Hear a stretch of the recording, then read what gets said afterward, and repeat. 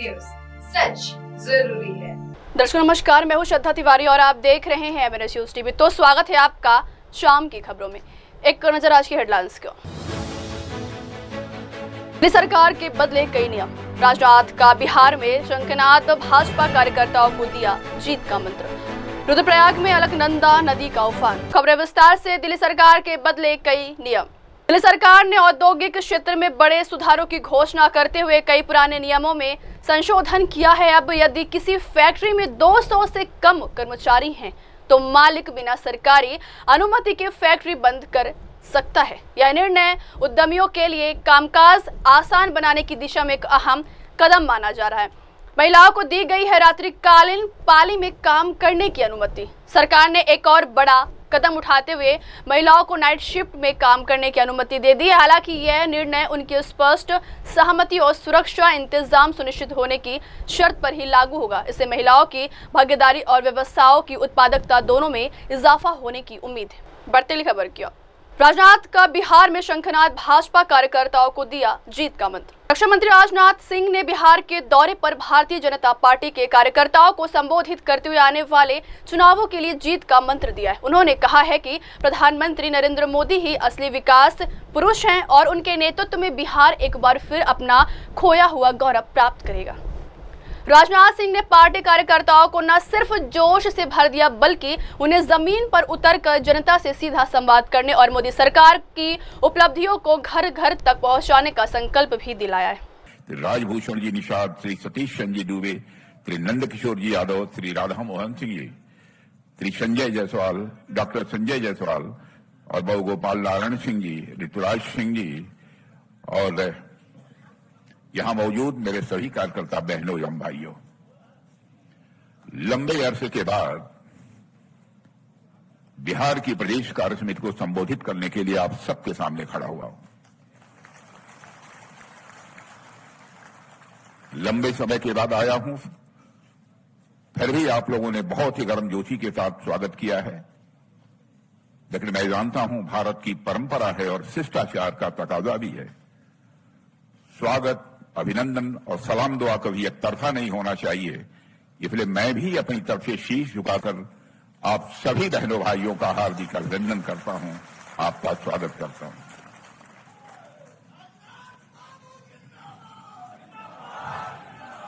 बहनों भाइयों, आप किसी साधारण राजनीतिक पार्टी के कार्यकर्ता नहीं हैं। आजाद भारत में आपने देखा है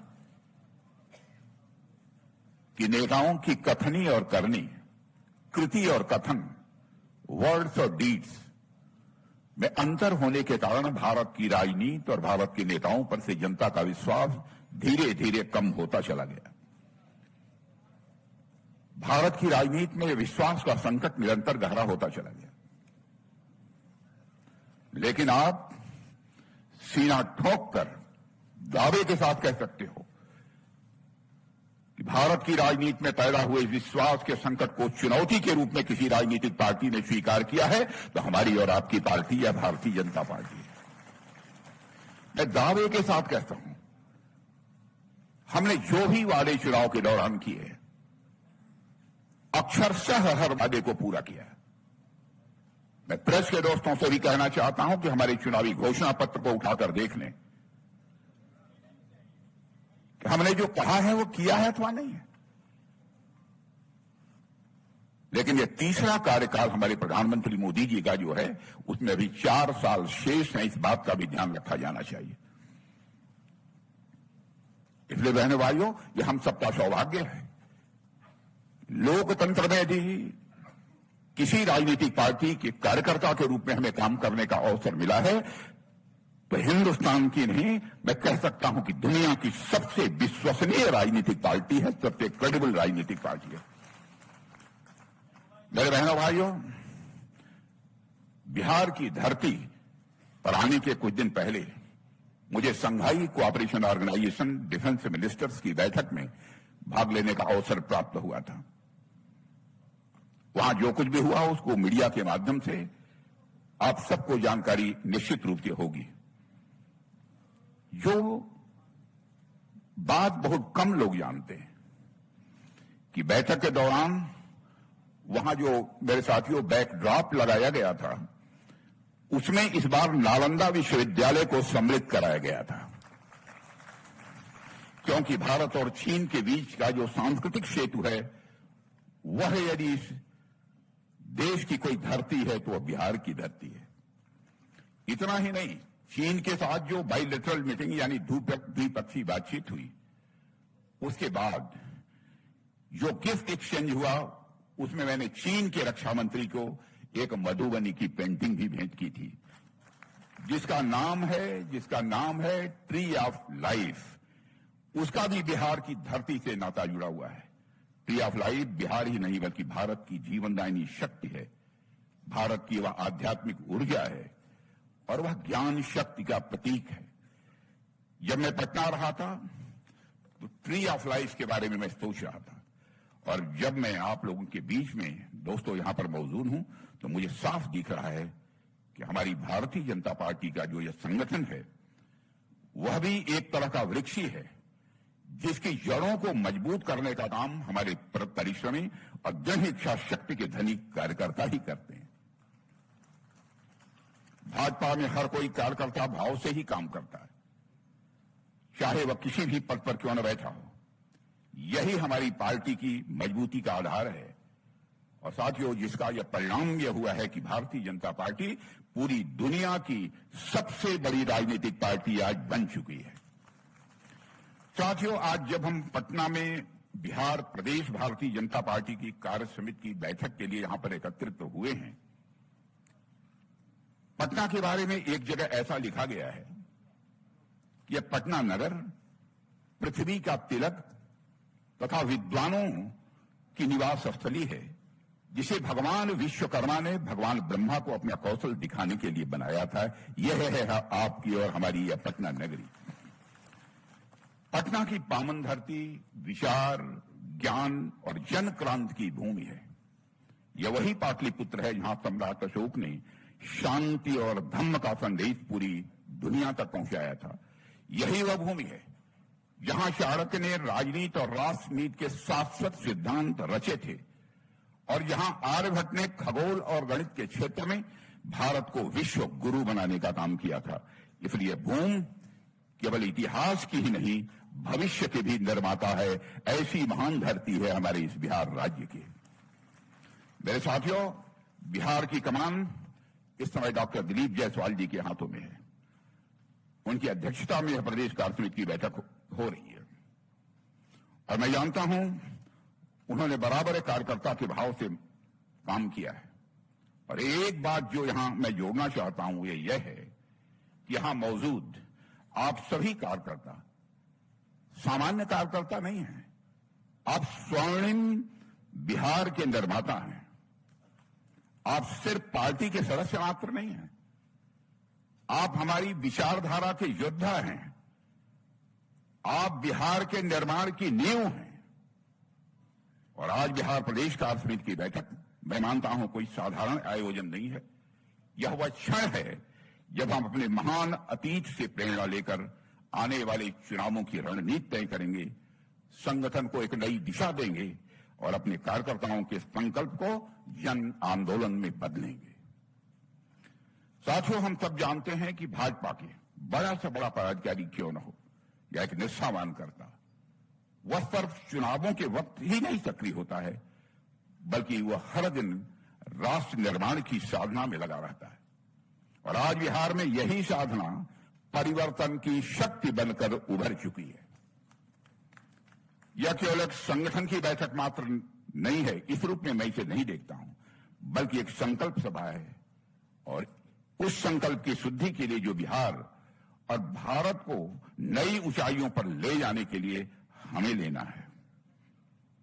और मैं भारतीय जनता पार्टी के कार्यकर्ताओं को पिछले 40 वर्षों से बहुत नजदीक से मैं देख रहा हूं, उनके साथ काम किया है मैंने। बहनों भाइयों, कि हमारा कार्यकर्ता ऐसा है कि एक बात प्यार और मोहब्बत से बात कर लो तो अपनी पार्टी के लिए और देश के लिए अपना कलेजा निकाल कर रख देता है। ऐसा यह भारतीय जनता पार्टी का कार्यकर्ता है। दहशत पैदा करके इससे काम नहीं कराया जा सकता। इसको प्यार देकर, मोहब्बत देकर आप जो चाहिए सो करा लीजिए। प्रधानमंत्री नरेंद्र मोदी जी ने विगत 11 वर्षों में सिद्ध किया है। मेरे बहनों भाइयों की भारत बदल सकता है और भारत आगे बढ़ सकता है, बशर्ते नेतृत्व सुदृढ़ हो, नीयत साफ हो, नीति स्पष्ट हो और राष्ट्रहित सर्वोपरि रखा जाए। अब हमें यही विश्वास बिहार के हर निवासी के दिल तक पहुंचाना है। उसको पहुंचाने का काम यदि कोई कर सकता है तो आप जैसे भारतीय जनता पार्टी के कार्यकर्ता ही कर सकते हैं। अगर बिहार का खोया हुआ गौरव कोई शक्ति लौटा सकती है तो केवल भारतीय जनता पार्टी और एनडीए ही लौटा सकती है और कोई दूसरा नहीं लौटा सकता है। और इस दिशा में आप सभी कार्यकर्ताओं और पदाधिकारियों से मैं 5 बातें आपके सामने रखना चाहता हूं। पहला, जनता से निरंतर संवाद करें मेरे कार्यकर्ता मित्रों, लेकिन वो केवल भाषण नहीं, विश्वास का संवाद हो। जनता से जब संवाद करें तो केवल खोखले आश्वासन न दें, वही बातें उनसे बोलें जिन पर कि जनता यकीन कर सके, विश्वास कर सके। इसलिए विश्वास का संवाद जनता के साथ करना है। हर बूथ, हर मोहल्ले, हर पंचायत में जाकर मोदी जी के नेतृत्व की बात कहें, भाजपा की बात करें, लेकिन उसे सिर्फ भाषण न बनाएं। उनके कामों की सफलता की बात करें, उनसे पूछें सरकार की योजनाओं के बारे में, जैसे प्रधानमंत्री आवास योजना, आयुष्मान भारत, गरीब कल्याण अन्न योजना से अनेक जीवन में कैसे सकारात्मक बदलाव आए हैं, यह लोगों से चर्चा करें। जब लोग साथियों अनुभव से जुड़ते हैं तब उन्हें भरोसा होता है, इसलिए मैं यह बात कह रहा हूं। दूसरी बात, बिहार के आत्मविश्वास को फिर से जगाइए, बिहार के आत्मविश्वास को फिर से जगाइए। अतीत के गौरव को भविष्य की प्रेरणा बनाइए। लोगों को याद दिलाइए कि वही धरती है जहां भारत का सबसे पहला गणराज्य था, जहां महात्मा बुद्ध और भगवान महावीर ने ज्ञान दिया था, और जहां से संविधान सभा का नेतृत्व करने वाले बाबू राजेंद्र प्रसाद जी आए, और जहां से संविधान को बचाने वाले जयप्रकाश नारायण जी आए, जिन्होंने संपूर्ण क्रांति का आह्वान भी इसी पटना की धरती से किया था। साथियों, तीसरी बात, लोगों को यह भी समझाएं कि भाजपा केवल सरकार नहीं चलाती है, समाज निर्माण करती है। दोस्तों, हम राजनीति केवल सरकार बनाने के लिए नहीं करते हैं, हम राजनीति करते हैं तो समाज बनाने के लिए राजनीति करते हैं। राजनीति यह शब्द 2 शब्दों को मिलाकर बना हुआ है, राज और नीति। नीति यह संस्कृत के नए धातु से बना हुआ है, जिसका अर्थ होता है ले जाना, टू कैरी आउट। इसका अर्थ यह होता है कि ऐसा राज, ऐसा पॉलिटिकल सिस्टम जो समाज को सन्मार्ग की ओर ले जाने का काम करे, उसे ही हम राजनीति कहते हैं। लेकिन विडंबना यह रही है कि आजाद भारत में यह राजनीति शब्द अपना अर्थ भी खोता जा रहा था, अपना भाव भी खोता जा रहा था। लेकिन भारत की राजनीति में इस राजनीति शब्द के खोए हुए अर्थ और भाव को पुनः स्थापित करने का काम यदि किसी ने किया है तो हमारी और आपकी पार्टी भारतीय जनता पार्टी ने किया है। कांग्रेस और आरजेडी जैसी राजनीतिक पार्टियां केवल कुर्सी पाने की लालसा से प्रेरित हैं, लेकिन भाजपा की प्रेरणा है सिर्फ और सिर्फ राष्ट्र निर्माण। कांग्रेस और आरजेडी जैसी पार्टियों का केवल एक ही मोटिवेशन होता है, सत्ता में बने रहना। लेकिन मेरे बहनों भाइयों, केवल सत्ता में बने रहना यह हमारा मोटिवेशन नहीं है। भारत को एक महान भारत बनाना है, ऐसा भारत बनाना है जो सारे विश्व का नेतृत्व कर सके। जबकि भारतीय जनता पार्टी का उद्देश्य है कि हर नागरिक की गरिमामय जीवन सुनिश्चित होना चाहिए, और उस दृष्टि से आपने देखा होगा कि हमारे प्रधानमंत्री जी ने कितने प्रभावी कदम उठाए हैं। बहनों भाइयों, वह कदम हमारे प्रधानमंत्री ने उठाए हैं जिसकी कभी कल्पना भी नहीं की जा सकती थी। लोग ये सोच नहीं सकते थे क्या इतना भार कोई केंद्रीय सरकार आर्थिक भार वहन कर सकती है। अब सारी योजनाओं के लिए विस्तार पूर्वक चर्चा करूंगा, लंबा समय होगा। उन्होंने ऐसी नीतियां बनाना जिसमें हर वर्ग का विकास हो, समाज का कोई वर्ग ऐसा शेष नहीं बचा है मेरे बहनों भाइयों जिस वर्ग के लिए हमारी सरकार ने काम न किया। और सभी को आत्मसम्मान के साथ जीवन जीने का अधिकार सुनिश्चित हो, यह भी हमारी सरकार ने किया है। साथियों, भारत की अर्थव्यवस्था आज विश्व की बड़ी अर्थव्यवस्था बने, इसके लिए हम सभी लोग प्रयत्नशील हैं। और आप जानते हैं, हमारे देश की अर्थव्यवस्था आज विश्व की तीसरी अर्थव्यवस्था बनने की ओर तेजी से आगे बढ़ रही है। आज हम चौथी बड़ी अर्थव्यवस्था बन चुके हैं। तीसरी बड़ी अर्थव्यवस्था बनने की ओर हम तेजी के साथ बढ़ रहे हैं। तो हमें लोगों को यह एहसास दिलाना है कि बिहार भी अब तेजी से आगे बढ़ेगा और अब राज्य और केंद्र दोनों में एनडीए के विचार की मति और कार्य की गति होगी और जब हमारे मिशन और विजन के साथ कार्य होगा। चौथा, हमारे कार्यकर्ताओं को मोदी मिशन का वाहक बनाइए, यह मैं आपसे निवेदन करने आया हूं। हमारी सरकार की उपलब्धियां हैं और मोदी जी की लोकप्रियता अभूतपूर्व है, लेकिन अब हमें इन उपलब्धियों की कहानी हर घर तक पहुंचाना है। हर गली तक नहीं, हर घर तक हमको पहुंचाना है। हर कार्यकर्ता को इस सरकार के 11 साल की कहानी, जो कि जन सेवा और राष्ट्र निर्माण की कहानी है, मेरे साथियों, उसे घर घर तक पहुंचाना होगा। और 2024 का जनादेश हमारे साथ था। अब 2025 में बिहार की जनता के सामने हमारी सरकार के काम और भाजपा के विचार को पूरी स्पष्टता से रखने का यह समय है। साथियों, पांचवी बात, विपक्ष के द्वारा अलग अलग प्रचार किए जाएंगे, झूठी अफवाहें फैलाई जाएंगी। तो विपक्ष की झूठी बातें और भ्रम फैलाने की राजनीति को तथ्यों और तथ्यों के साथ जवाब दीजिए, और जवाब दीजिए तो आत्मविश्वास के साथ जवाब दीजिए। हमें यह भावना घर घर तक पहुंचानी है कि बिहार पिछड़ा नहीं है, बल्कि बिहार को पिछड़ा बनाया गया है, इसलिए यह बिहार जो है पीछे रह गया है। साथियों, आरजेडी और कांग्रेस फिर से विभाजन की राजनीति को हवा देंगे, यह मानकर चलिए।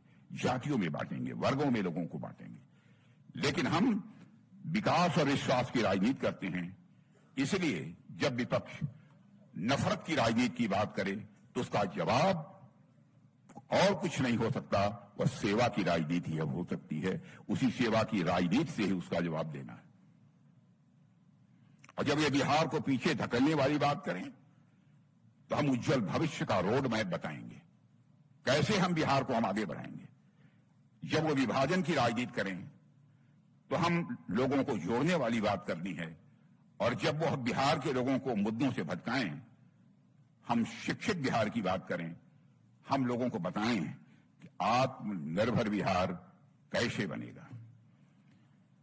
और मैं कह सकता हूं कि एनडीए के शासनकाल में इस बिहार में, मेरे दोस्तों, उल्लेखनीय प्रगति हुई है। हमारे प्रस्ताव जिन मित्रों ने रखे थे, उन्होंने आंकड़े भी आपको दिए हैं कि 2005 में प्रति व्यक्ति कितनी आमदनी थी इस बिहार की, और आज वह बढ़कर कितनी पहुंच गई है, लगभग 3.5 लाख करोड़ के आसपास पहुंच गई है। यह कोई छोटी उपलब्धि नहीं है। बजट भी, उसकी भी यहां चर्चा हुई है, जो 2004-05 में अप्रॉक्सीमेटली 23,885 करोड़ था, आज 3.7 लाख करोड़ तक पहुंच गया है। साथियों, हमें लोगों तक यह भी संदेश पहुंचाना है, कोऑपरेटिव फेडरलिज्म के साथ कार्य करते हुए केंद्र सरकार और राज्य सरकार ने हर क्षेत्र में नई ऊंचाइयां हासिल की हैं। और यदि अब आप लोगों से आप करेंगे तो लोग आपसे तर्क नहीं पूछेंगे, बल्कि आपकी बातों का वह समर्थन करेंगे। केवल आपको उनको याद दिलाना है। साथियों, इस वर्ष अप्रैल में प्रधानमंत्री मोदी जी ने राष्ट्रीय पंचायती राज दिवस के अवसर पर बिहार की मधुबनी में 13,480 करोड़ रुपए से अधिक के विकास कार्यों का शुभारंभ किया है। और पिछले महीने ही विकास की इस यात्रा को आगे बढ़ाने के लिए 5,736 करोड़ की 22 परियोजनाओं की सौगात भी उन्होंने बिहार को दी है। साथियों, आप सभी को पता है कि मखाना को जीआई टैग दिया गया है।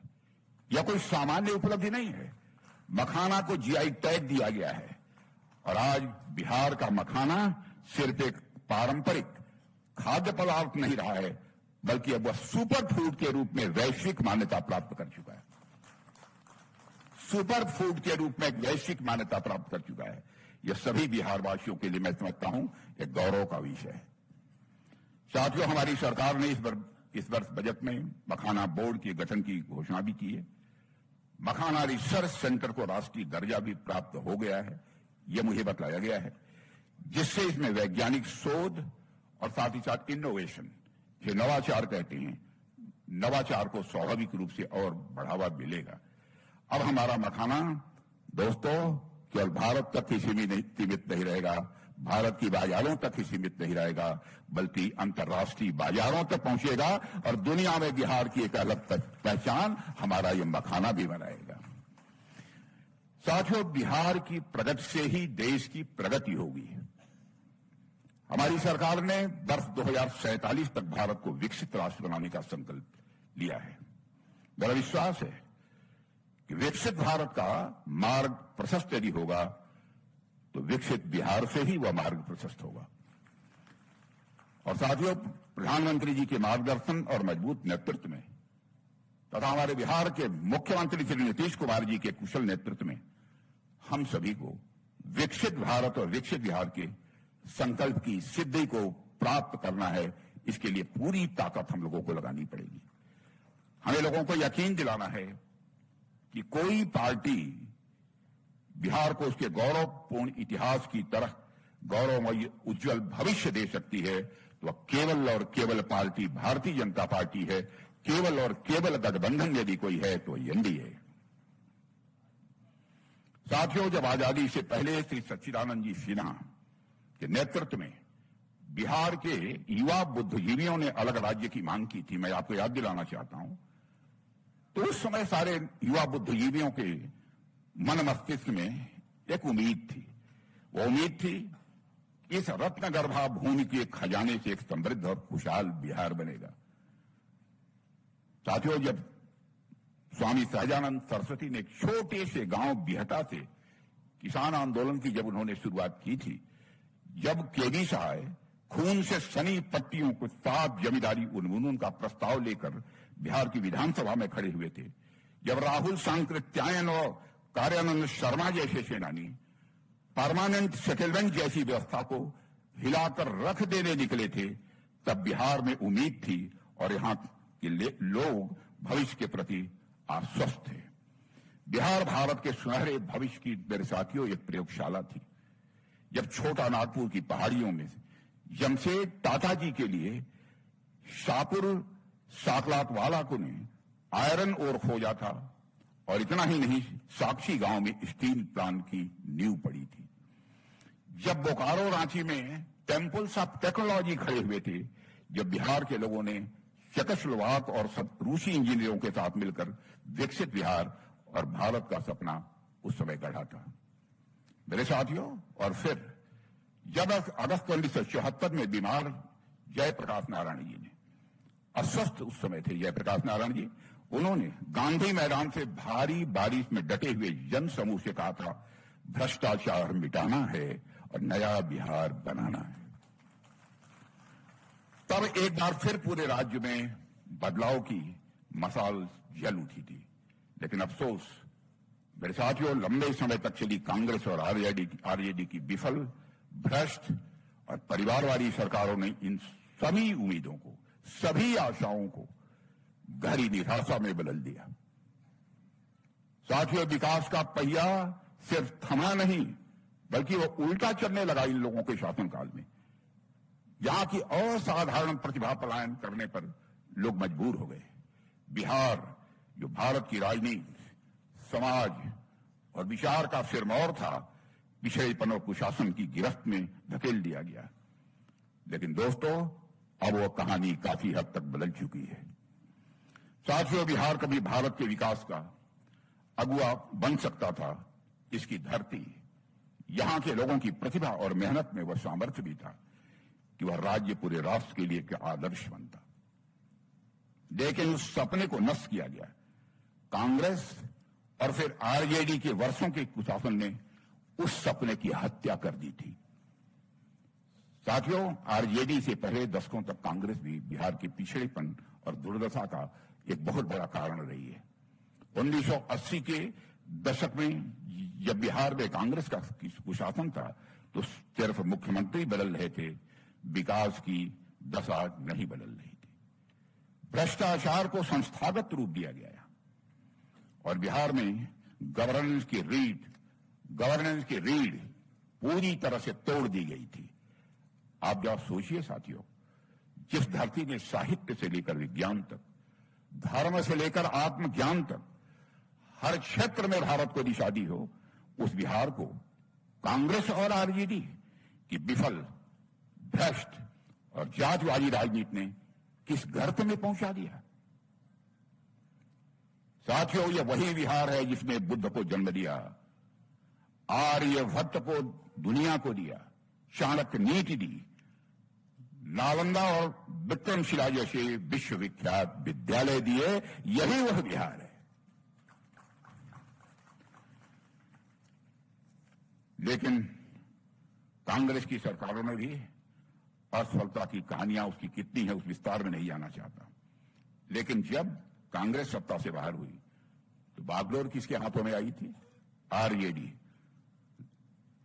के हाथों में आ गई। उन्होंने बिहार को बेहतर करने की कितनी कस्में बिहार की जनता से खाई थी, यह बताने की आवश्यकता नहीं है। लेकिन बद से बदतर करने में उसे इन्होंने कोई कसर नहीं छोड़ी है। अब बिहार की जनता भी इसे समझने लगी है। आरजेडी कांग्रेस राज के दौरान अपराध, जातिवाद और जंगल राज ने साथियों बिहार को ऐसे अंधेरे में धकेला जहां से बाहर निकलने का रास्ता आज तक यह बिहार ढूंढ रहा है। लेकिन हमारी सरकार इस अंधेरे से निकलने के लिए पूरी ताकत से आज काम कर रही है और काफी हद तक इस अंधेरे से हमारा बिहार निकल चुका है। साथियों, आज ये एनडीए का संकल्प केवल सत्ता प्राप्ति नहीं, मैं मानता हूं उस ऐतिहासिक अन्याय का प्रतिकार है जिस बिहार ने दशकों तक झेला है। और अब समय आ गया है कि बिहार अपने अतीत से सीखे और उस उम्मीद से फिर से जिए जिसका वो सचमुच में हकदार है, और बिहार के लोग विकास और सुशासन का वो भागीदार बने। इसलिए साथियों, पिछले 2 दशकों में भाजपा और मुख्यमंत्री श्री नीतीश कुमार जी के नेतृत्व में बिहार ने अभूतपूर्व प्रगति की है। पुरानी जंगल राज की छवि को बिहार ने काफी हद तक तोड़ दिया है और जो भी सकारात्मक बदलाव बिहार में हुए हैं वह स्पष्ट रूप से अब लोगों को दिखाई दे रहे हैं। मैं याद दिलाना चाहता हूं, सन 2013 में नोबेल पुरस्कार विजेता अर्थशास्त्री जोसेफ स्टिग्लिट्ज जब नालंदा के किसानों से मिले थे तो उन्होंने कहा था कि बिहार के जैविक किसान वैज्ञानिकों से भी बेहतर हैं और उनकी खेती की पद्धतियों को दुनिया भर में दोहराया जाना चाहिए, यह उन्होंने कहा था। यानी जिस बिहार को कभी बिल्कुल बर्बाद हो गया था, यह कहा जाता था, अब वह नवाचार और आत्मनिर्भरता की बिहार अब मिसाल बन चुका है, जिसका एहसास उनको भी हुआ। द इकोनॉमिस्ट पत्रिका दुनिया की एक मानी जानी पत्रिका है जिसने एक समय बिहार को इंडियाज आर्मपिट कहा था। साथियों, उसी ने नीतीश कुमार जी के शासन में बिहार की सराहना करते हुए उसी इकोनॉमिस्ट ने लिखा है कि बिहार भारत की सबसे अप्रत्याशित लेकिन शानदार टर्न अराउंड स्टोरी बन चुका है। यह उस इकोनॉमिस्ट ने लिखा है, मैं यह बात नहीं कह रहा हूं। उन्होंने लिखा है कि कैसे बिहार में सड़कें बनी, कैसे बिहार में स्कूलों में बच्चे पहुंचने लगे, कैसे बिहार में कानून और व्यवस्था में सुधार हुआ है और विकास की एक नई धारा बिहार में प्रारंभ हुई। यह उन्होंने कहा है। यही अंतर दिखता है साथियों, जब नेतृत्व मजबूत हो, नीयत साफ हो और शासन में ईमानदारी हो। मैं दावे के साथ कह सकता हूं कि हमारे चाहे बिहार के मुख्यमंत्री हों, चाहे हमारे उप मुख्यमंत्री हों, चाहे हमारे मंत्री हों, कोई मां का लाल उंगली उठाकर नहीं कह सकता कि उनके दामन पर कोई भ्रष्टाचार की दाग लगी हुई। इसलिए मेरा पूरा विश्वास है कि वही बिहार जिसे दुनिया कभी हिकावत से देखती थी, आज वह प्रेरणा बन सकता है और बन रहा है। साथियों, लालू जी कहते थे कि उन्होंने बिहार को स्वर्ग नहीं स्वर्ग दिया है। याद होगा आपको, उन्होंने कहा स्वर्ग नहीं स्वर्ग दिया है। लेकिन वह साथियों, यह सच है कि उन्होंने बिहार को न स्वर्ग दिया, न स्वर्ग दिया और न बिहार को स्वाभिमान दिया। बस दिया यदि लालू जी ने तो डर दिया, भ्रष्टाचार दिया और दबंगों का राज दिया। जिस दौर में शिक्षा की जगह जाति का कार्ड चलता था, नौकरी की जगह टिकट और ठेका मरता था, उस दौर को क्या स्वर्ग कहेंगे आप? साथियों, स्वर्ग तो तब आता है जब हर वर्ग, हर तबका बोले। लेकिन लालू जी के राज में बोलने का हक बस कुछ बाहुबलियों और उनके दरबारी अफसरों का ही था, और कोई बोलने की हिम्मत नहीं कर सकता था। गरीब, पिछड़ा, दलित, सबकी आवाज को कुचलकर सत्ता को अपनी संपत्ति बना लिया गया। उस समय को याद कीजिए जब किडनैपिंग केस में सेटलमेंट किसी सरकारी घर में हुआ करते थे। अब नाम नहीं लेना चाहता, किसी सरकारी आवास में हुआ करते थे। साथियों, मतलब जंगल राज में सत्ता में बैठे लोग सिर्फ चारा ही नहीं खाते थे, हफ्ता भी खाते थे। और आज जो आरजेडी या कांग्रेस की टीम वापस लौटने का ख्याली सपना देख रही है, साथियों, ये वही लोग हैं जिन्होंने बिहार को बंजर किया है। यह मैं आपको याद दिलाना चाहता हूं। लेकिन मैं मानता हूं कि बिहार की जनता अब जाग चुकी है। बिहार की जनता राजनीतिक दृष्टि से अब काफी जागरूक है। इसलिए अभी यहां जातिवाद नहीं चलेगा, तो बिहार में केवल विकासवाद चलेगा। इस बार चुनाव सिर्फ विकास पर होगा और जवाब मिलेगा उन सभी को जो बिहार को फिर से अंधेरे में धकेलना चाहते हैं। साथियों, बिहार की इस माटी ने एक ऐसे सपूत को जन्म दिया, बिहार की इस माटी ने एक ऐसे सपूत को जन्म दिया जिसने राजनीति को सत्ता का साधन नहीं, समाज सेवा का माध्यम बनाया। वह शख्सियत थी जननायक कर्पूरी ठाकुर। उन्होंने पिछड़ों, अति पिछड़ों और वंचितों को उनकी हिस्सेदारी देने के लिए जो कर्पूरी फार्मूला दिया, वह सिर्फ आरक्षण का गणित मात्र नहीं था, वह सामाजिक न्याय का एक पूरा दर्शन था मेरे साथियों। और मैंने भी उत्तर प्रदेश में मुख्यमंत्री रहते हुए उसका अनुसरण किया था।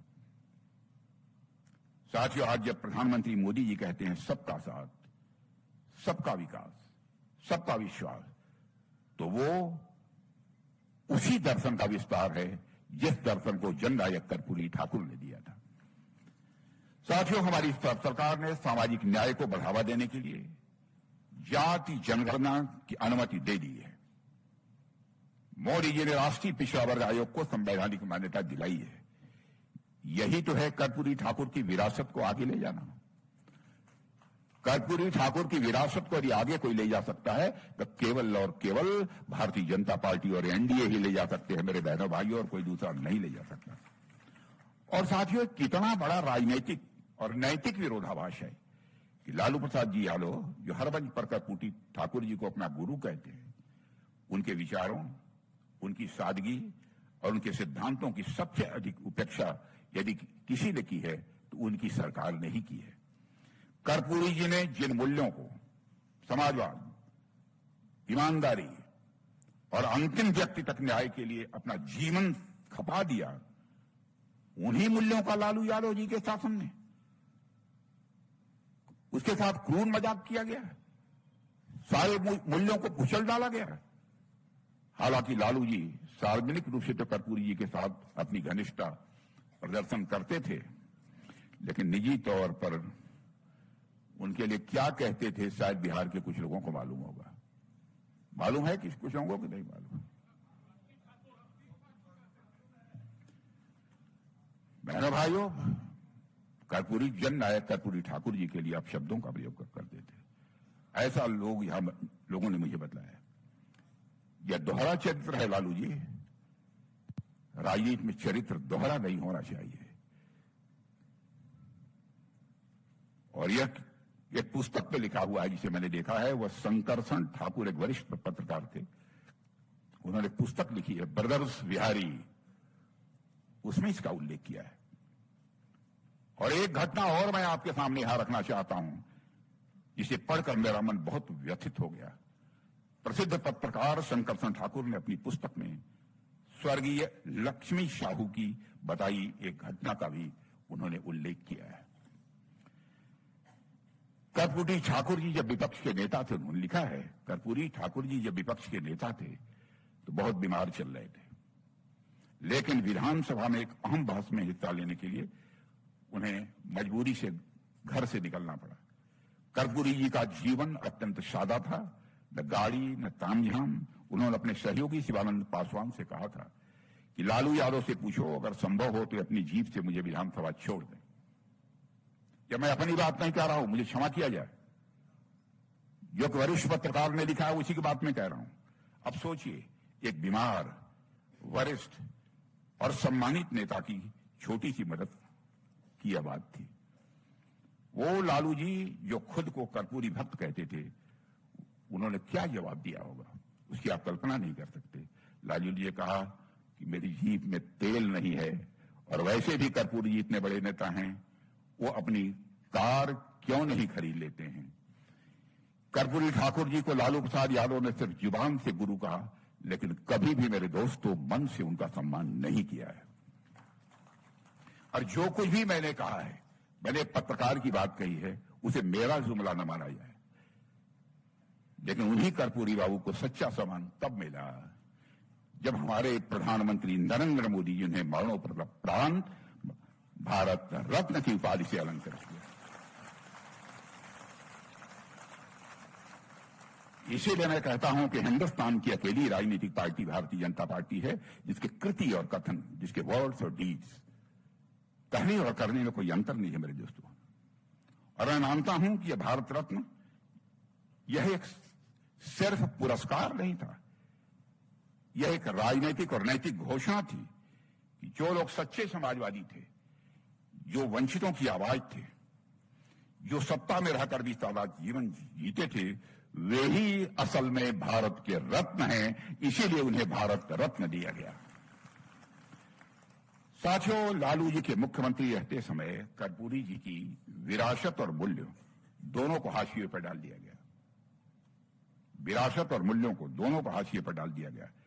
यहां तक कि न तो उनका कोई स्मृति स्थल बनाया गया, न तो उनके नाम पर कोई ठोस योजना, उनके नाम पर न कोई विचारधारा का प्रचार, कुछ नहीं किया गया। सिर्फ हमारे प्रधानमंत्री मोदी जी ने न सिर्फ कर्पूरी जी का नाम नई पीढ़ी को फिर से याद दिलाया है, बल्कि उनकी जीवन शैली और सिद्धांतों को 21वीं सदी की राजनीति का आदर्श बनाया है।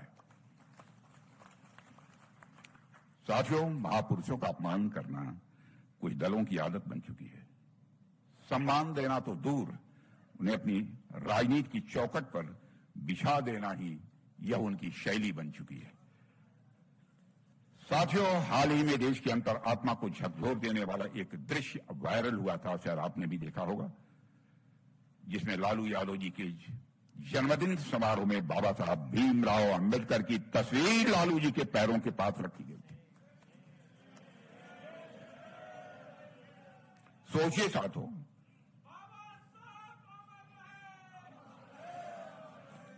सोचिए साहब, सोचिए साथियों, कोई सामान्य गलती नहीं थी। यह उस मानसिकता का प्रतीक था जिसने दलितों और पिछड़ों के अधिकारों के प्रतीक पुरुष के लिए सम्मान की कोई जगह ही नहीं है। और मैं मानता हूं, मैं जानता हूं कि इनमें से माफी की उम्मीद करना भी व्यर्थ है, क्योंकि जिनके दिलों में बाबा साहब भीमराव अंबेडकर के लिए सम्मान नहीं, वो कभी पश्चाताप नहीं कर सकते हैं मेरे दोस्तों। आरजेडी जैसे दल बाबा साहब की तस्वीर ही नहीं, उनके विचारों को भी कोई भाव नहीं देते हैं, कोई मोल नहीं देते हैं। लेकिन भारतीय जनता पार्टी बाबा साहब और उनके दिए गए मूल्यों को अपने दिल में बसाती है भाजपा की सरकार ने बाबा साहब से जुड़े स्थानों को पंच तीर्थ के रूप में विकसित करने का काम किया है। हमारी सरकार ने बाबा साहब के विचारों को नीति में बदला है और उनके दिखाए रास्ते और मूल्यों का अनुसरण किया है। बाबा साहब ने के दिशा निर्देश को मानते हुए समाज के अंतिम व्यक्ति तक पहुंचने का काम आजाद भारत के इतिहास में पहली बार किसी सरकार ने किया है, तो हमारी सरकार ने किया है, हमारे प्रधानमंत्री नरेंद्र मोदी जी ने किया है। और यही प्रयत्न हमारे श्रद्धेय अटल बिहारी वाजपेयी जी जब भारत के प्रधानमंत्री थे तो उन्होंने भी किया था। यही फर्क है प्रचार और प्रतिबद्धता में, और यही फर्क है दोस्तों दिखावे और भक्ति में। साथियों, कुछ लोग पूछ सकते हैं कि हम बार बार अतीत की बात क्यों करते हैं, जो गुजर चुका है उसकी बात क्यों करते हैं। हम इसलिए बात करते हैं कि ऐसे लोगों का असली चेहरा जनता को याद रहे, ऐसा न हो कि देश की जनता उसे भूल जाए। वे इन लोगों की चिकनी चुपड़ी बातों में न आ जाएं, क्योंकि वो खतरा अभी पूरी तरह से समाप्त नहीं हुआ है। वो सोच, वो व्यवस्था, वो भ्रष्टाचार जिसने बिहार को वर्षों तक अंधेरे में धकेला है मेरे दोस्तों, वो आज भी नया रूप लेकर हमारे सामने खड़ी है। हम सबको सजग रहना है। साथियों, आरजेडी और कांग्रेस ने मिलकर बिहार को पिछड़ेपन, बेरोजगारी और अपराध की गर्त में धकेला है। उन्होंने सत्ता को जनसेवा का माध्यम नहीं बल्कि परिवार की सेवा का साधन बना दिया है। युवाओं को से रोजगार छीना, किसानों को दर दर भटकने से इन्होंने मजबूर किया है और महिलाओं को असुरक्षा का भाव दिया और युवाओं के भविष्य को इन्होंने अंधेरे में धकेलने का काम किया है। आज जब एक नई पीढ़ी आगे बढ़ रही है तो दोस्तों हमारा कर्तव्य है कि उन्हें सच्चाई से हम परिचित कराएं, हकीकत क्या है। उन्हें बताएं कि अगर बिहार को कोई बदनाम करता रहा तो वही दल थे, और अगर बिहार को कोई नया भविष्य दे सकता है तो केवल और केवल हमारे मोदी जी के नेतृत्व की सरकार दे सकती है केंद्र में, और प्रदेश में नीतीश जी के नेतृत्व की हमारी एनडीए सरकार ही दे सकती है। साथियों, हम सभी जानते हैं कि सिवान की धरती ने भारत को डॉक्टर राजेंद्र प्रसाद जी जैसा भी एक महान सपूत दिया था। एक स्वतंत्रता सेनानी, संविधान सभा के अध्यक्ष और हमारे पहले राष्ट्रपति, जिसकी ईमानदारी और राष्ट्रभक्ति पीढ़ियों के लिए आदर्श रही है। लेकिन दुर्भाग्य से लालू जी के जंगल राज में यही पवित्र धरती अपराध और आतंक की प्रयोगशाला बन गई है। और साथियों, आरजेडी कांग्रेस के राज में बिहार, जहां कभी संविधान की गूंज सुनाई देती थी, वहां गोलियों की आवाज गूंजने लगी थी आरजेडी और लालू जी के शासनकाल में। एक सभ्य समाज की जगह खौफ का साम्राज्य कायम हुआ था, और उस अंधेरे दौर का प्रतिनिधित्व करती थी आरजेडी की लालटेन। और उस लालटेन ने रोशनी देने की जगह लोगों के घर में आग लगाई है। उस लालटेन ने लोगों को रोशनी देने की जगह लोगों के घरों में आग लगाई है। साथियों, आपको नई पीढ़ी को इस इतिहास को केवल याद दिलाना है, क्योंकि इतिहास हमें याद दिलाता है कि जब शासन दिशाहीन और मूल्य विहीन हो जाता है, तब कैसे महान भूमि भी अंधकार, अराजकता, अपराध से बंजर हो जाती है। केवल यह लोगों को याद दिलाना है। हम अतीत को इसलिए याद करते हैं मेरे दोस्तों, ताकि भविष्य में वही गलती न दोहराई जाए। और कुछ सामंतवादी मानसिकता के लोगों ने बिहार में समाजवाद का चोला पहनकर लोगों को बहुत दिनों तक ठगा है, बहुत दिनों तक लोगों को बरगलाया है। इसके प्रति भी हम सबको सावधान रहने की जरूरत है। और दोस्तों, जिन लोगों ने जनता को बेवकूफ बनाया, जनता को मरने के लिए छोड़ दिया, जनता को समाजवाद का जुमला बस दिया, और इसलिए जरूरी है कि हर कार्यकर्ता, आप जैसा हर कार्यकर्ता, हर जनप्रतिनिधि, हर मतदाता को यह बार बार बताया जाए कि जिन्होंने बिहार को बर्बाद किया, उन्हें दोबारा मौका देना सिर्फ अतीत की त्रासदी को दोहराना होगा। यह भी जनता को बतलाना चाहिए। और साथियों, नालंदा विश्वविद्यालय से कभी चीन के महान विद्वान वैनशांग ने दुनिया का अद्वितीय ज्ञानपीठ बताया था नालंदा विश्वविद्यालय को।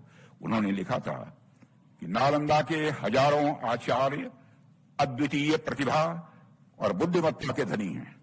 वही नालंदा सदियों तक खंडहरों में पड़ा रहा, कोई किसी ने उसकी सुध नहीं ली। एक समय था जब पूरी दुनिया भारत के इस ज्ञान के मंदिर की ओर देखती थी, पूरी दुनिया इस ज्ञान के मंदिर नालंदा विश्वविद्यालय की ओर देखती थी। एक समय ऐसा भी आया जब वो इतिहास के पन्नों तक ही वो सीमित रह गया नालंदा विश्वविद्यालय। लेकिन आज प्रधानमंत्री नरेंद्र मोदी जी के नेतृत्व में नालंदा को फिर से नई पहचान, एक नई ऊर्जा और एक नया जीवन मिला है। बहनों भाइयों, यह भी पढ़े लिखे लोगों को और बिहार के स्वाभिमानी लोगों को इस बात की जानकारी देनी चाहिए। और मैं मानता हूं कि यह सिर्फ एक विश्वविद्यालय का पुनरुद्धार नहीं है, यह केवल एक विश्वविद्यालय का पुनरुद्धार नहीं है, यह भारत की ज्ञान परंपरा का, मेरे दोस्तों, यह पुनर्जागरण का प्रतीक है। सिर्फ ईंट पत्थर से बनी बिल्डिंग का पुनर्निर्माण यह नहीं है जो हमारी सरकार ने किया है, यह भारत की ज्ञान परंपरा को फिर से विश्व मंच पर स्थापित करने का यह हम सारे लोगों का संकल्प है। आप सभी को पता होगा कि जगत जननी मां जानकी की जन्मस्थली पुलौरा धाम, जिसकी चर्चा हमारे कई मित्रों ने की है, सम्राट जी ने भी की है, हमारे गिरिराज जी ने भी की है, हमारे नित्यानंद जी ने भी की है और हमारे अध्यक्ष ने भी की है। यह पुलौरा धाम सीतामढ़ी को समग्र रूप से विकसित किए जाने के भव्य मंदिर सहित अन्य संरचनाओं की डिजाइन, मेरी जानकारी है कि वह तैयार हो गया है मेरे बहनों भाइयों, जिसे नीतीश कुमार जी ने कुछ ही दिन पहले साझा किया है। यह मुझे जानकारी दी गई है। और साथियों, आप सबको यह भी पता ही होगा कि यहां भी अयोध्या के भगवान श्री राम मंदिर की तर्ज पर एक विशाल और भव्य मंदिर का निर्माण किया जाएगा। उसी तर्ज पर साथ साथ अन्य धार्मिक और सांस्कृतिक रचनाओं का भी विकास किया जाएगा। बढ़ते अगली खबर की ओर। रुद्रप्रयाग में अलकनंदा नदी का उफान। उत्तराखंड के रुद्रप्रयाग जिले से एक चिंताजनक दृश्य सामने आया है, जहां अलकनंदा नदी के जलस्तर में तेजी से वृद्धि दर्ज की गई है। हाल ही में किए गए हवाई सर्वेक्षण में नदी के बढ़ते जलस्तर और उसके आसपास के इलाकों में पड़े प्रभाव को स्पष्ट रूप से देखा गया। भारी बारिश के कारण जलस्तर में बढ़ोतरी क्षेत्र में लगातार हो रही है। वहीं मूसलाधार बारिश के कारण नदी का प्रवाह सामान्य से कहीं अधिक तेज हो गया है। नदियों के किनारे बसे इलाकों में कटाव और बाढ़ की स्थिति बनती दिख रही है। बढ़ती अगली खबर की ओर। जम्मू कश्मीर अमरनाथ यात्रियों के लिए रामबन में 17 चिकित्सा शिविर स्थापित। अमरनाथ यात्रा 2025 के दौरान तीर्थयात्रियों की स्वास्थ्य सुरक्षा को ध्यान में रखते हुए रामबन स्वास्थ्य विभाग ने बड़ा कदम उठाया। विभाग ने NH 44 के किनारे रामबन जिले में यात्रा मार्ग पर कुल 17 चिकित्सा शिविर स्थापित किए हैं। इन चिकित्सा शिविरों में यात्रियों को आपातकालीन सेवाएं, प्राथमिक उपचार, डॉक्टरों की नियमित उपस्थिति, दवाएं और एम्बुलेंस की सुविधा प्रदान की जा रही है। साथ ही स्वास्थ्य कर्मियों की टीमों को 24 घंटे तैनात किया गया। रामबन स्वास्थ्य अधिकारी के अनुसार हमारा उद्देश्य है कि हर यात्री सुरक्षित और स्वस्थ तरीके से अपनी यात्रा पूरी कर सके। चिकित्सा शिविरों को इस तरह स्थापित किया गया है कि हर कुछ किलोमीटर पर सहायता उपलब्ध हो। नाशी टनल से लेकर नाविगा टनल तक 17 जगह कैंप्स लगाए हुए हैं। ये कैंप्स हमारे लंगर साइट्स और लॉजमेंट सेंटर्स पे लगे रहेंगे। इसके अलावा 2 जगह पे जो हमारा मेन है यात्रा निवास चंद्रकोट और लांबेर ग्राउंड में, इन जगहों पे हमारे मिनी हॉस्पिटल्स बनाए हुए हैं, जिनमें दोनों जगहों पे हमने 4 बेडेड इंडोर फैसिलिटी रखी है। इसके अलावा हमने लैब फैसिलिटी रखी है। इसके अलावा हमने ECG रखा हुआ है उधर, और इंडोर की हर एक सुविधा रखी हुई है। इन एडिशन इस साल हमने उसमें एक कार्डिक मॉनिटर दोनों जगह रखा है, जो हार्ट पेशेंट्स के लिए, अगर किसी हार्ट पेशेंट में कोई भी हार्ट से रिलेटेड कोई प्रॉब्लम हो जाए, ताकि हम उसको क्विकली डायग्नोज कर सके, फर्स्ट एड देके क्विकली रेफर कर सके। इन एडिशन टू दिस, जैसे हम हर साल रखते हैं, हमने एम्बुलेंस सर्विसेज भी हमारी रहेगी। एम्बुलेंस सर्विसेज में हमारी यात्रा निवास चंद्रकोट में हमने 2 एम्बुलेंस स्टेशन रखी है। चंद्रकोट लंगर साइट्स पे 2 एम्बुलेंस स्टेशन रखे हैं। लांबेर में हमने 2 एम्बुलेंस स्टेशन पे रखी है। इन एडिशन टू दैट, अगर हमारी बैकअप एम्बुलेंसेज हमने हर जगह रखी है, जहाँ पर भी हमें कभी किसी ज़रूरत पड़ेगी, कोई अनटोवर्ड इंसिडेंट होता है, तो हमारे नियर बाई इंस्टीट्यूशन से एकदम से हमने 4 जोन्स में डिवाइड किया हुआ है। हर जोन में विद इन 10 मिनट्स हमारे 8 से 9 एम्बुलेंसेज ऑन स्पॉट पहुंच जाएगी। और इस एम्बुलेंस सर्विसेज को और स्ट्रेंथन करने के लिए एडमिनिस्ट्रेशन की तरफ से और नेशनल हाईवे अथॉरिटी की तरफ से हमें इस बार 4 एम्बुलेंसेज और मिल गई है, और जिनको उन एम्बुलेंसेज को भी हमने यात्रा ड्यूटी के लिए डिप्यूट किया हुआ है। हमारा स्टाफ इस वक्त तकरीबन 100 के आसपास का मेडिकल स्टाफ इस पे डिप्यूटेड रहता है, जिसमें 15 डॉक्टर्स रहते हैं और बाकी पैरामेडिकल स्टाफ। बढ़ती अगली खबर क्या? प्रियंक खड़गे के बयान पर भाजपा विधायक महेश टिंगिनकाई का पलटवार। कर्नाटक के मंत्री प्रियंक खड़गे द्वारा आरएसएस को लेकर दिए गए बयान पर सियासी घमासान तेज हो गया है। इस बयान पर प्रतिक्रिया देते हुए भाजपा विधायक महेश टिंगिनकाई ने कांग्रेस और खड़गे पर तीखा हमला बोला है। महेश टिंगिनकाई ने कहा है कि प्रियंक खड़गे को एक बार सोच कर बोलना चाहिए। भाजपा प्रधानमंत्री नरेंद्र मोदी की पार्टी है और यह पार्टी 20 साल तक सत्ता में रहेगी। कांग्रेस जैसी पार्टी अब सत्ता में आने लायक नहीं है, वह तो विपक्ष में रहने के भी काबिल नहीं है। उन्होंने आगे कहा है कि खड़गे के बयान को ज्यादा तवज्जो देने की जरूरत नहीं है, क्योंकि यह केवल राजनीतिक ध्यान भटकाने की कोशिश है। देखिए, प्रियंका खड़गे जी एक बार सोच लेना चाहिए। जब तक भारतीय जनता पार्टी है और भारतीय जनता पार्टी का नेता नरेंद्र मोदी जी है, ये तो आगे आने वाला और 20 साल चलते रहने वाला पार्टी भारतीय जनता पार्टी है। खड़गे जी, आप एक बार सोच लीजिए, आपका पार्टी सत्ता में तो आने का छोड़ दीजिए, आपका एक विपक्ष होने के लिए भी लायक नहीं है। इतने तो मैंडेट लोग दे चुके हैं। ये तो हाईली इम्पॉसिबल है। ये जो भी कह रहा है वो पूरा हाईली इम्पॉसिबल है। ये पार्टी सत्ता में आने वाला दिन में आने वाला ही नहीं है, तो सोचते हैं इसके लिए ऐसे बोलने का काम करते हैं प्रियंका खड़गे जी। और मीडिया में थोड़ा शौकीन है वो ये आने के बाद मेरा ज़्यादा चमकेगा कर, ऐसा सोचने वाला खड़गे जी है। इसके लिए कुछ ज्यादा इसको बयान देने का या वक्तव्य करने का जरूरत नहीं है। बढ़ती खबर की ओर, जम्मू कश्मीर अमरनाथ यात्रा में शामिल हुए केंद्रीय मंत्री शोभा करंदलाजे। अमरनाथ यात्रा 2025 में शामिल होने के लिए केंद्रीय मंत्री शोभा करंदलाजे मंगलवार को बालटाल पहुंची। यहाँ उन्होंने बाबा बर्फानी के दर्शन से पहले श्रद्धालुओं के साथ बातचीत की और यात्रा मार्ग का जायजा लिया। यात्रा को लेकर उत्साह जाहिर करते हुए उन्होंने कहा है कि आज हम सभी भोलेनाथ के दर्शन करने जा रहे हैं। बहुत अच्छा लग रहा है। भगवान हम सभी का भला करे। यहाँ का माहौल बहुत खुशनुमा है। लोगों को अच्छा लग रहा है क्योंकि यहाँ भी विकास कार्य हो रहे हैं। यात्रा मार्ग पर विकास और व्यवस्थाओं की तारीफ करते हुए केंद्रीय मंत्री ने यात्रा में हुए बुनियादी सुधारों और सुविधाओं की सराहना की और कहा है कि केंद्र सरकार श्रद्धालुओं की सुरक्षा, सुविधा और धार्मिक भावनाओं को सर्वोच्च प्राथमिकता दे रही है।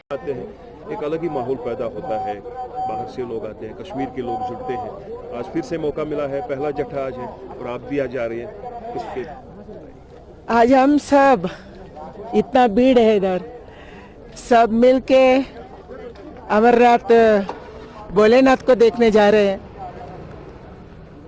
बहुत अच्छा लग रहा है क्योंकि सदियों से हमारा परंपरा रहा। यही समय में अमरनाथ का शिवलिंग बने। पूरा देश से, विश्व से, मैंने कल देख रही थी हमारे होटल में, बाहर देश से बहुत लोग हैं। ऐसे विश्व का लोग आए भगवान को देखे। हम सबको भगवान आशीर्वाद करे। अभी बहुत अच्छा माहौल भी है, वेदर भी अच्छा है, एंड ऐसे ही इंफ्रास्ट्रक्चर भी अच्छा बना है। पहले मैं बहुत बार आ गई हूँ, ये रास्ता में सड़क ही नहीं था, अभी डबल सड़क हुआ है। सोनमार्ग का टनल रोड बना है। लोग अच्छे फील कर रहे हैं क्योंकि विकास का कार्यक्रम इधर भी हो रहे हैं, कश्मीर में हो रहे हैं। कश्मीर में शांति बनी है। कश्मीर का लोग जुड़ के ये यात्रा को यशस्वी करना, अच्छा करना, भगवान का आशीर्वाद पूरा देश को मिलना चाहिए, ऐसे मैंने मांग रखती हूँ। कश्मीर में शांति बनी और दुआ करेंगे कि बनी रहे, लेकिन कुछ लोगों ने इस साल उसको बिगाड़ने की कोशिश की है, लेकिन जवाब भी मुंह तोड़ दिया। अब उसको उत्तर देने का काम हम किया है। कौन बिगाड़ने का कोशिश कर रहे हैं, उसको जरूर ये देश उत्तर देंगे। देश का 140 करोड़ लोग मिलके देंगे क्योंकि उसका नंबर बहुत कम है, देशभक्तों का नंबर बहुत ज्यादा है, इसलिए हम सब मिलके करेंगे। पहलगाम से भी अच्छा खासा रक्षा आज बहुत अच्छा रक्षा है। सरकार बहुत विस्तार से इसके लिए सोचा है। अच्छा व्हीकल पार्किंग का, आने का जाने का, एंड हमारा फौजी भी जुड़े हैं, हमारा कश्मीर पुलिस जुड़े हैं, इसलिए बहुत अच्छा तरीके से होगा। गवर्नमेंट ये यात्रा के साथ जुड़ी है, इसके कारण अच्छा होगा। आज पहले दिन मैं आया, मुझे बहुत अच्छा लगा। जिस पहलगाम में टूरिस्ट मारे गए वहाँ पे भी आज अच्छे इंतजाम है और श्रद्धालु बहुत हाँ जरूर, बहुत श्रद्धालु आ रहे हैं, दोनों जगह से लोग जा रहे हैं। इसका व्यवस्था भी सरकार किया, पुलिस कर रहे हैं, सब साथ मिलके करेंगे हम। बढ़ते अगली खबर की ओर।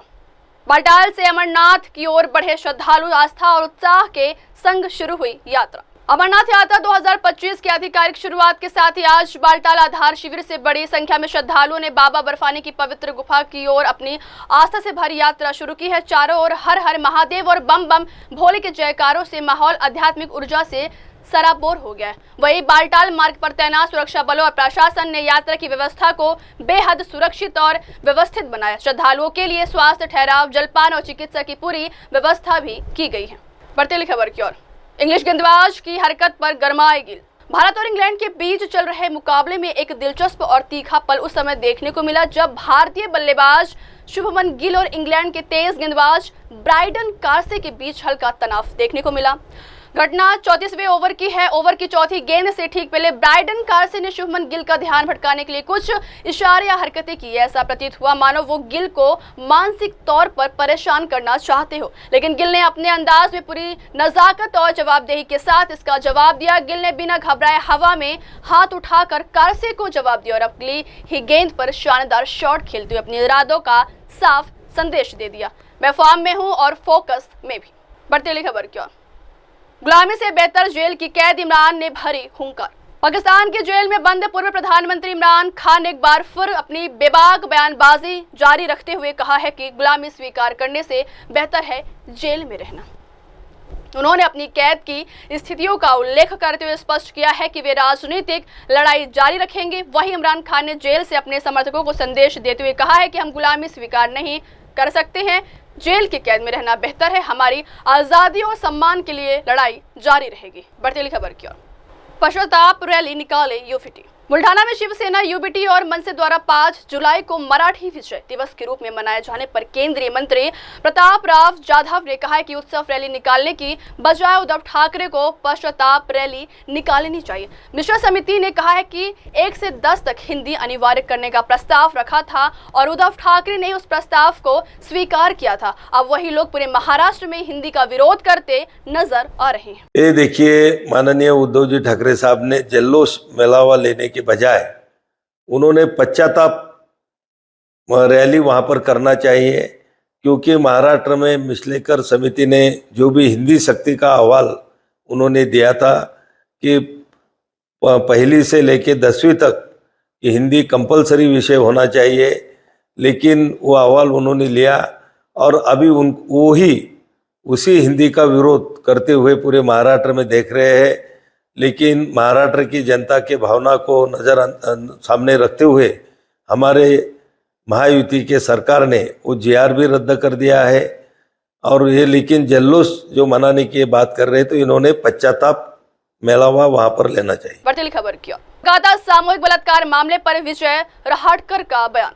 कोलकाता में कथित सामूहिक बलात्कार मामले पर राष्ट्रीय महिला आयोग की अध्यक्ष विजया रहाटकर ने कहा है कि आयोग ने इस मामले में सख्त कदम उठाए हैं। यह एक निंदनीय घटना है। पश्चिम बंगाल में ऐसी घटनाएं बार बार देखने को मिलती हैं। इस मामले में जो भी दोषी है उन्हें बख्शा नहीं जाना चाहिए। हम ऐसे मामलों में महिलाओं को न्याय दिलाने की दिशा में काम कर रहे हैं। उस पर अभी क्या अपडेट्स है और इस विषय में कमीशन ने सख्त कदम उठाए हैं। जिस तरीके से कोलकाता में रेप की घटना घटी है वो बहुत निंदनीय है और ऐसे घटनाएं बार बार पश्चिम बंगाल में हमें नज़र भी आ रही है। राष्ट्रीय महिला आयोग ने तुरंत उसका खुद संज्ञान होते हुए हमने पुलिस को वहाँ पे लिखा था कि वो इसमें वो ठीक से कार्यवाही करे, ठीक से उसको देखे। जो पीड़ित लड़की है उसकी जो पूरी मेडिकल लीगली पूरी उसकी जांच हो, उसको अच्छे से देखा जाए, उसको संरक्षण दिया जाए। और सबसे बड़ी बात, जो भी लोग हैं जिन्होंने इस बुरा कदम उठाया है लड़की के साथ, अत्याचार किया है उनको कहीं भी न बख्शे। इस विषय पे राष्ट्रीय महिला आयोग पूर्णतः ध्यान दे रहा है, देख रहा है पुलिस क्या कार्रवाई कर रही है। पर एक बात ज़रूर है कि ऐसी घटनाएं जो होती है, इस घटना को हम निंदा तो करते हैं पर साथ साथ उन बेटियों को न्याय मिले, इस पूरे क्रम में हम काम भी कर रहे हैं। एक साथ महिला आयोग पूरा काम करे, लेकिन जो मंत्री होते हैं, खासकर इस घटना में देखा गया है मंत्रियों की तरफ से, बंगाल के मंत्री विवादित बयान देते हैं, इनसेंसिटिव स्टेटमेंट देते हैं। एक मंत्री का बयान है कि ये छोटी सी घटना है। ऐसे मंत्रियों को या ऐसे बयान देने वालों को आप क्या देंगे, क्या सुझाव? सबसे पहले तो एक ये बात है कि इस तरीके से वो बयान कैसे दे सकते हैं। हमारी देश की महिलाओं के बारे में आपको इस तरीके से घटिया बयान देने का कोई अधिकार नहीं है। मैं उनकी कड़ी निंदा करती हूँ, पर उन्होंने ये भी सोचना चाहिए कि बहुत जिम्मेदारी के साथ उन्होंने चलना चाहिए। महिलाओं के बारे में खराब बात करने का अधिकार किसी ने किसी को नहीं दिया है, वो ध्यान में रखें। अगली खबर की ओर, नासिक कुंभ मेले की सुरक्षा के लिए 22,000 पुलिसकर्मी हुए तैनात। नासिक में चल रहे कुंभ मेले 2025 को लेकर सुरक्षा के कड़े इंतजाम किए जा रहे हैं। पूरे महाराष्ट्र में 22,000 पुलिसकर्मियों को मेले के दौरान तैनात किया गया है ताकि श्रद्धालुओं की सुरक्षा और मेले की शांति सुनिश्चित की जा सके। नासिक पुलिस और प्रशासन ने सुरक्षा को लेकर अलर्ट मोड सक्रिय कर रखा है। इन पुलिसकर्मियों के रहने, खाने और अन्य जरूरी व्यवस्थाओं का पूरा ध्यान रखा जा रहा है ताकि वे किसी भी अप्रिय घटना से निपटने के लिए पूरी तरह तैयार रहें। वहीं अगर बात करें सुरक्षा व्यवस्था की, तो मेले के मुख्य प्रवेश द्वारों और भीड़ वाले इलाकों पर विशेष नजर रखी जाएगी। सीसीटीवी कैमरे, ड्रोन सर्विलांस और कंट्रोल रूम की मदद से सुरक्षा बलों का समन्वय होगा। बढ़ते अगली खबर की ओर, केदारनाथ यात्रा पर कुदरत का ब्रेक। बारिश की वजह से उत्तराखंड में लगातार तबाही मची हुई है और इसी बीच केदारनाथ यात्रा पर एक बार फिर कुदरत ने ब्रेक लगा दी है। सोनप्रयाग मुनकटिया के बीच भूस्खलन की घटना सामने आई है, जिसके चलते 40 श्रद्धालु फंस गए, लेकिन एसडीआरएफ ने उनको सुरक्षित निकाल लिया। जानकारी के मुताबिक देर रात सोनप्रयाग और मुनकटिया के बीच लैंडस्लाइड के चलते अचानक मलबा आ गया, जिसकी वजह से श्रद्धालु यहां फंस गए हैं। इस घटना के बाद केदारनाथ यात्रा एक बार फिर अस्थायी तौर पर रोक दी गई। बढ़ते खबर की ओर, कश्मीर के किश्तवाड़ में एनकाउंटर। कश्मीर के किश्तवाड़ जिले के घने जंगलों में सुरक्षा बलों और आतंकवादियों के बीच मुठभेड़ जारी है। बताया जा रहा है कि सेना ने जैश-ए-मोहम्मद के 2 से 3 आतंकियों को चटरू क्षेत्र के कुचल इलाके में घेर लिया है। अधिकारियों ने बताया है कि पुलिस को आतंकियों की मौजूदगी का पुख्ता सूचना मिली थी, जिसके बाद सेना और सीआरपीएफ के साथ मिलकर संयुक्त तलाशी अभियान शुरू किया गया है। जैसे सुरक्षा बल इलाके में पहुंचे, आतंकियों ने फायरिंग शुरू कर दी, जिसके बाद मुठभेड़ शुरू हो गई। फिलहाल ऑपरेशन जारी है और इलाके को घेर लिया गया है। अब वक्त हो चल इसको ब्रेक के बाद ही खबरें मेरे सहयोगी शिवा के साथ। तब तक के लिए देखते रहिए देश और दुनिया की तमाम बड़ी खबरें। धन्यवाद। आप देख रहे हैं